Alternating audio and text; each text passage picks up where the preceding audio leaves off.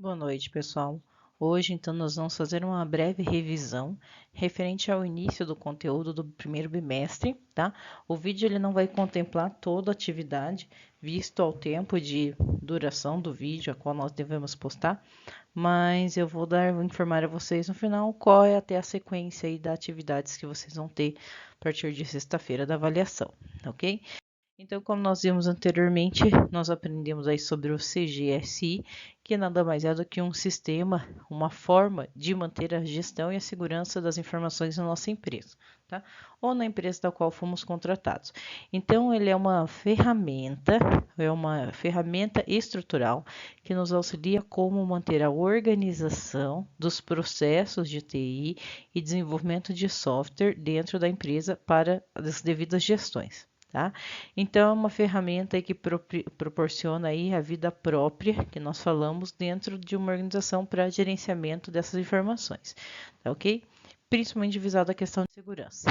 Então, ela começa aí por delimitar o acesso às pessoas, né? Ou determinar o que nós falamos de ativos de informação. Eu vou dizer quem é a pessoa no meu sistema, no caso, desde a pessoa responsável pelo desenvolvimento do software, até os gerentes, administradores, as pessoas que vão trabalhar com diversas áreas e segmentos da empresa, tá? Então eu tenho que limitar que a pessoa ela não tenha acesso à informação que não lhe cabe dentro do seu setor ou dentro da área específica, até para não apresentar o que nós chamamos de vulnerabilidade ou apresentar riscos no acesso e na utilização do software. Okay? Então, primeiro nós demos aí a aplicar uma política de segurança da informação, chamada de PSI. Muitas empresas, gente, elas já têm essa política que diz as pessoas devem assinar documentos para que as informações sejam sigilosas e que não venham a ser passadas adiante. Então, em termos de responsabilidade, até porque se uma informação sair da empresa, é uma forma de, infelizmente, a gente processar aquele da qual liberou informação, tá? Então, desde dados, informações, fotos, arquivos, todo tipo de documento, tá? Então, ela é um conjunto de normas, regras e procedimentos aí para aplicar ao comportamento dos colaboradores, delimitando as pessoas e também a questão de não passar informação adiante fora do ambiente de trabalho. Dentro disso, então, nós temos aqui o estudo e verificação da análise de risco, que foi o que nós vimos até praticamente o último dia de aula, quando nós vimos os cálculos de vulnerabilidade, tá? Ressalto, pessoal, que os cálculos de vulnerabilidade eu não vou pedir agora. Nós vamos deixar isso mais para frente. Nós vimos o conteúdo já em sala de aula, da forma presencial, mas eu não vou cobrar na prova, tá? Será apenas análise e observações que vocês devem refletir acerca de algum problema, de um case, e comentar na avaliação. Então, análise de risco, ela se refere aí a eu verificar os problemas que meu sistema tem, as vulnerabilidades que infelizmente não podem ser sanadas e corrigidas todas no mesmo tempo. Então a gente faz uma análise determinando aí pontos de 1 a 5, considerando de menor insignificância para maior significância, para que a gente possa começar uma solução. Ressaltando uma informação que já foi informada a vocês e que é importante, todos os riscos eles devem ser corrigidos, os passados e os novos que vão surgir, tá? Nenhum risco deve ser ignorado, mas a gente traz essa relação de 1 a 5, que a gente vai ver na sequência, para eu determinar o quanto de informação aí eu tenho perigosa, que as pessoas não devem acessar dentro desse panorama. Então, aqui a gente tem que análise de risco, ela vai depender do caso e da situação de cada empresa, tá? Então, não é possível dizer quais práticas. Eu tenho que fazer alteração do sistema, corrigir o cadastro, corrigir a forma que foi inseridas as informações dentro do banco de dados. A gente não tem um padrão. A análise de risco, ela traz as características de como determinar se um risco é de maior ou menor significância, tá? Para aquela empresa. Mas como a gente trabalha em TI e as áreas de TI elas são muito amplas, isso aqui pode envolver desde a informação de um fornecedor, de um cliente ou questões financeiras, de alguém ou de alguma coisa, tá? Então, é importante verificar que essa prática ela serve para qualquer tipo de tecnologia da informação, tá? Desde o desenvolvimento de software, telecomunicações e áreas pertinentes a engenharias, mas ela não traz uma receita aí, vamos dizer assim, de bolo específica, tá ok? Ela é uma prática para nos auxiliar a como administrar isso. Então, como implementar esse sistema de gestão e segurança, né, nas empresas? Existe o ciclo muito famoso, né, que começou no Japão, que é o ciclo PDCA, Plano do Check Act, que significa aí a utilização de formas de recurso para que eu possa administrar meu sistema, minha organização. Planejamento é o primeiro que se refere a esse ciclo PDCA, tá? O segundo, então, é implantar e como fazer análises de implantação para que não venha riscos, como monitorar, que é o checking, que a gente verifica, faz um checklist de monitoração e como controlar essas etapas e como melhorar. Vamos então cada uma dessas situações, tá? A primeira do planejamento, que nós entramos aqui como plan, tá? Planejamento, ele será feito em algumas etapas. Então, eu defino um escopo de planejamento, inclusive que nós vimos essa ferramenta dentro do PMBOK. Então, para vocês verem como as áreas se completam, que dentro das utilizações do PMBOK para controlar a gestão de informação e como desenvolver um sistema, a gente também tem um escopo, tá? Então, esse escopo a gente já vai entrar em alguns detalhes.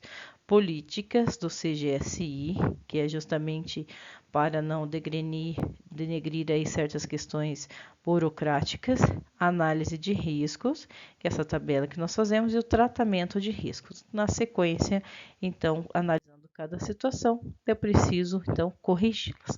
Então, o escopo, ele comenta sobre a empresa, sobre o processo e faz uma breve analogia, uma breve comparação entre alguns pontos. Então, abrange toda a organização, tá? É como se a gente tivesse um documento de histórico, de atividades, de setores, e como se fizesse um descritivo, olhasse para a empresa e fosse descrever tudo o que ela faz e como ela faz, tá? Então, eu tenho que interagir com toda a empresa, mas isso às vezes não é possível no único momento. A gente vai implementando essa opção, a gente vai criando essa documentação, tá? A gente faz um corpo inicial e depois vai aprimorando. Então, pode ser divididas aí que a gente fala em áreas ou domínios. Segmentos da empresa. Vou fazer um breve histórico de uma visão panorâmica da empresa, depois vou escolher áreas. Vou escolher a produção, vou escolher a logística, vou escolher o RH e assim sucessivamente, tá? Para facilitar a minha implantação. Então, define-se o escopo inicial, que é esse histórico que eu falei, é uma empresa na área de TI, tecnologia da informação, voltada, por exemplo, para desenvolvimento de software de segurança para bancos. Então, aqui eu já sei que o cliente que precisa de um software de segurança em TI, voltada para a parte de bancária, ele deve procurar minha empresa. Então, eu já estou descrevendo aí brevemente o que ela faz, tá? Como aqui envolvendo áreas, por exemplo, de TI, que é o nosso caso, que eu citei de exemplo, e outras áreas aí como RH, comércio, entre outras situações, tá? E esse escopo, ele vai sendo ampliado. Eu vou melhorando ele no passar dos elementos, tá? Conforme vai aumentando a abrangência do sistema, a abrangência das operações da empresa, eu vou aumentando essa informação. E tudo isso deve ser documentado, tá? Eu devo ter um documento específico para esse escopo, contar, em outras palavras, a história da empresa, qual a função, qual a característica e qual é o objetivo dela, tá? Então, olha só, a gente coloca as informações mais importantes inicialmente, essas que eu citei para vocês, e depois eu vou implementando esse documento, tá? Então, aqui o fator ainda muito importante é definir o grau de relevância que cada um dos processos tem. Então, justamente a questão de desenvolvimento de software para banco, segurança em TI. Então, esses são os principais objetivos da minha empresa, dos meus projetos aí voltados em segurança bancária, tá? Aqui a gente já começa a ver processos de relevância quanto à segurança. Lembrando, nós vimos esse aqui, que é o ponto 1, é o ponto menos perigoso da minha segurança em TI, e o 5 é o mais importante. Então, quando eu falo da minha área bancária, que eu estou desenvolvendo um software de segurança para contas bancárias, tá? O grau mais importante que eu tenho é a pessoa não autorizada não pode vir tirar dinheiro do cliente, né? Como eu vou manter o grau de informação de acesso? Por exemplo, uma das coisas que a gente deve priorizar, e hoje os bancos veem muito isso, é a questão de senha, que é aquela na qual a pessoa teria mais acesso. Hoje, muitos bancos, por questões aí até de aplicativo, celular e roubo de celulares, eles não usam só a senha, eles usam várias situações. Começa pelo CPF, uma senha, depois um código, ou CPF, uma senha e só digital. Então, eles estão aprimorando as questões de primeiro acesso, que é o nível 5 nesse caso, tá? Evitar que pessoas não autorizadas tenham acesso a informações de valores de uma segunda pessoa, tá? E aqui o mínimo que eu posso ter aí é um nome errado, um RG digitado incorreto, o CPF já não entraria no mínimo, ela já entraria no médio e no alto, por questões de fisco, tá? E fiscalização e até mesmo impostos. Então a gente tem que tomar cuidado aí como a gente classifica o risco, tá? E a faixa percentual que seria aqui, então vamos dizer, a senha, ela tem categoria máxima, relevância 5, e ela é 100% preocupante, tá? Então, significa que eu tenho uma de 80% a 100%, 81% no caso aqui, a 100% de preocupação que essa informação, ela seja mantida em segurança, tá? Tem sido, então, classificados aí vários tipos dos processos no GSI, tá? E essa análise de risco, então, é categorizada dessa forma. Qual o principal objetivo na análise de risco? É possibilitar um grau de proteção aos ativos de informação, que é o caso do CPF, das senhas, tá? Então, eu não posso, em hipótese alguma, permitir que as pessoas não autorizadas tenham acesso às informações que meu cliente não deseja. Ela separa-se em duas situações, qualitativa e quantitativa de riscos, tá? A qualitativa ela refere-se aí a principalmente qualidade dos dados e a quantitativa quantos dados eu tenho. Então, por exemplo, a qualitativa, eu tenho uma qualidade muito importante em relação à senha, né? E a quantitativa seria se eu tenho senha que o cliente dele não tem segurança, o CPF dele não é incorreto, o nome dele está errado, então eu já tenho uma quantidade de informações que estão aí representando grande risco, tá? E isso eu posso calcular esses níveis de risco, tá? Em relação a tempo e a prazo. Quer dizer, quanto tempo eu posso sanar um problema e fazer com que o meu cliente não tenha eventuais outras ameaças, tá? O grau 5 que a gente considera, então, ele deve ser previsto com o menor tempo possível de exposição. Quanto mais tempo o nosso cliente tem ali a informação correndo o risco de outras pessoas tiverem acesso a ela, mais impacto isso pode causar na minha empresa, tá? Então, o tempo ele é muito bem elaborado e muito bem visto na análise de risco, de uma maneira que a gente possa minimizar o tempo e melhorar aí a situação, tá?